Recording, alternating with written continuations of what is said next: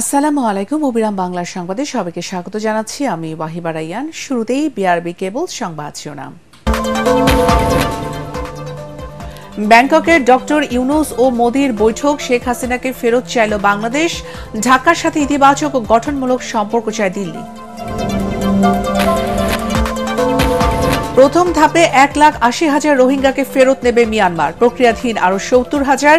থাইল্যান্ডে বৈঠকে দেশটির উপপ্রধানমন্ত্রী।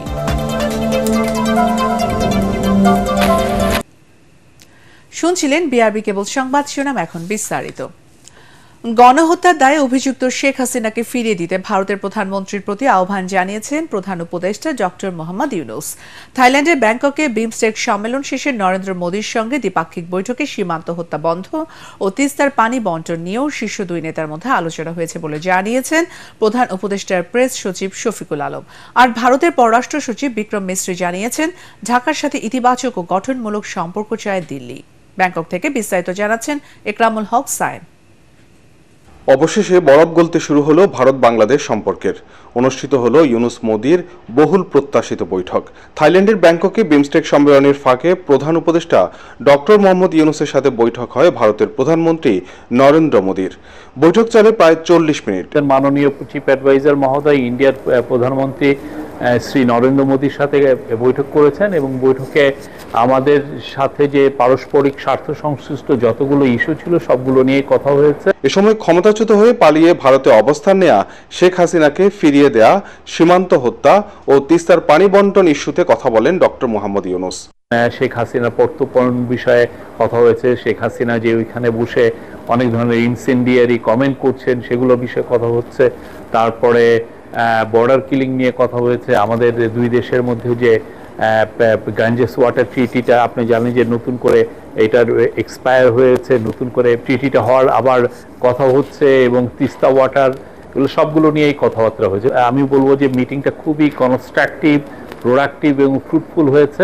আলাদা ব্রিফিংয়ে ভারতের পররাষ্ট্র সচিব বিক্রম মিশ্রি জানান, বাংলাদেশের সঙ্গে গঠনমূলক ও ইতিবাচক সম্পর্কের আকাঙ্ক্ষার কথা ব্যক্ত করেছেন Narendra Modi. Prime Minister reiterated India's support for a democratic, stable, peaceful, progressive and inclusive Bangladesh. Bharat বাংলাদেশের সাথে ইতিবাচক ও গঠনমূলক সম্পর্ক চায়।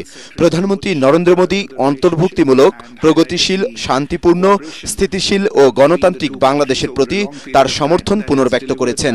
দুদেশের সম্পর্কে প্রভাব ফেলে এমন কথাবার্তা এড়িয়ে চলার অনুরোধ জানিয়েছেন মোদী।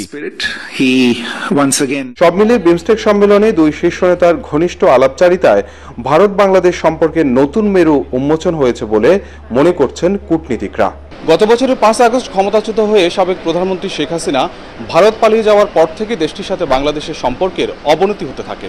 এরপর প্রধান উপদেষ্টা ডক্টর মোহাম্মদ ইউনূস ও ভারতের প্রধানমন্ত্রী নরেন্দ্র মোদীর বৈঠক হওয়ার কথা শোনা যাচ্ছিল বেশ কিছুদিন ধরে। এবার ব্যাংককে বিমস্টেক সম্মেলনের ফাঁকে তাদের এই বৈঠক দুদেশের সম্পর্কের নতুন করে ভিত তৈরি করেছে বলে মনে করছেন বিশ্লেষকরা। Ikramul Haque Sayem, ATN Bangla, Bangkok, Thailand.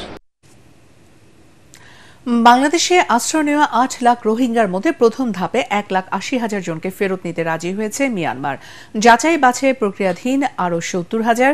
ব্যাংককে বিমস্টেক শীর্ষ সম্মেলনের ফাঁকে এক বৈঠকে মিয়ানমারের উপপ্রধানমন্ত্রী ও পররাষ্ট্রমন্ত্রী ইউ থান শুয়ের বাংলাদেশের প্রধান উপদেষ্টার হাই রিপ্রেজেন্টেটিভ ডক্টর খলিলুর রহমানকে এ তথ্য জানান। পরে প্রধান উপদেষ্টার প্রেস উইং থেকে পাঠানো এক বার্তায় এ তথ্য জানানো হয়। এতে বলা হয়েছে, মিয়ানমার কর্তৃপক্ষ বাংলাদেশকে নিশ্চিত করেছে যে এদেশে আশ্রয় নেওয়া 8 লাখ রোহিঙ্গার তালিকা থেকে তারা 1,80,000 রোহিঙ্গাকে মিয়ানমারে প্রত্যাবর্তনের জন্য যোগ্য হিসেবে চিহ্নিত করেছে। বাংলাদেশের পক্ষ থেকে 2018-20 সালের মধ্যে 6 ধাপে এ সংক্রান্ত মূল তালিকা সরবরাহ করা হয়েছিল। এখনও 70,000 রোহিঙ্গার ছবি ও নাম অতিরিক্ত যাচাই বাছাইয়ের জন্য অপেক্ষায় রয়েছে। নারী টানে বাড়ি যাওয়া মানুষ ছুটি শেষে ফিরছেন কর্মব্যস্ত ঢাকা নগরীতে। সকাল থেকে সড়ক, নৌ ও রেলপথে পরিবারের সদস্যদের নিয়ে আসছেন তারা। তবে এবার ঈদের ছুটি দীর্ঘ হওয়ায় অনেকেই আগেভাগে চলে আসে, তেমন চাপ পোহাতে হচ্ছে না তাদের। তবে আগামীকাল অফিস খুলছে, এ কারণে আজ ঢাকামুখী যাত্রীদের চাপ বাড়বে বলে জানিয়েছেন পরিবহন সংশ্লিষ্টরা।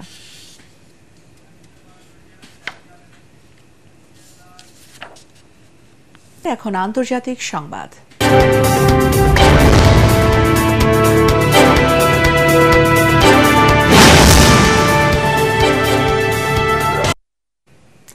প্রেসিডেন্ট ডোনাল্ড ট্রাম্পের শুল্ক আরোপের জবাবে যুক্তরাষ্ট্রের উপর পাল্টা শুল্ক আরোপ করেছে চীন। দেশটি জানিয়েছে আগামী 10 এপ্রিল থেকে সকল মার্কিন পণ্যের উপর বাড়তি 34% শুল্ক কার্যকর করা হবে। এছাড়া যুক্তরাষ্ট্রে বিরল কিছু পণ্য রপ্তানিতেও বিধি নিষেধ দিয়েছে দেশটি, যা ক্রমবর্ধমান বাণিজ্যিক যুদ্ধকে আরও গভীর করবে। গত মঙ্গলবার ট্রাম্প ঘোষণা দেন চীনা পণ্যে যুক্তরাষ্ট্র আরও 34% শুল্ক আরোপ করবে। আগে থেকেই দেশটির পণ্যে আরও 20% শুল্ক থাকায় মোট শুল্কের পরিমাণ 54% পৌঁছায়। স্থানীয় সময় শুক্রবার চীনের অর্থ মন্ত্রণালয় 10 এপ্রিল নতুন শুল্ক কার্যকরের ঘোষণা দেয়। এর আগে ট্রাম্পের শুল্ক বাড়ানোর জেরে মার্কিন কয়লা ও তরলীকৃত প্রাকৃতিক গ্যাসের উপর 15% শুল্ক আরোপ করেছিল বেইজিং। এর উপর নতুন করে আরও 34% শুল্ক বসল। শেষ করার আগে বিআরবি কেবল সংবাদ শিরোনাম আরও একবার। ব্যাংককের ডক্টর ইউনূস ও মোদির বৈঠক, শেখ হাসিনাকে ফেরত চাইল বাংলাদেশ, ঢাকার সাথে ইতিবাচক ও গঠনমূলক সম্পর্ক চায় দিল্লি।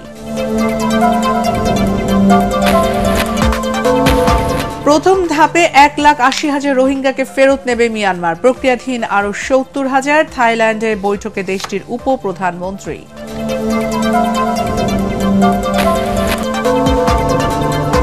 পরবর্তী সংবাদ দেখার আমন্ত্রণ জানিয়ে এখনকার মতো শেষ করছি। এটিএন বাংলা সংবাদ ইউটিউবে দেখতে ব্রাউজ করুন, youtube/ATN Bangla News। ধন্যবাদ।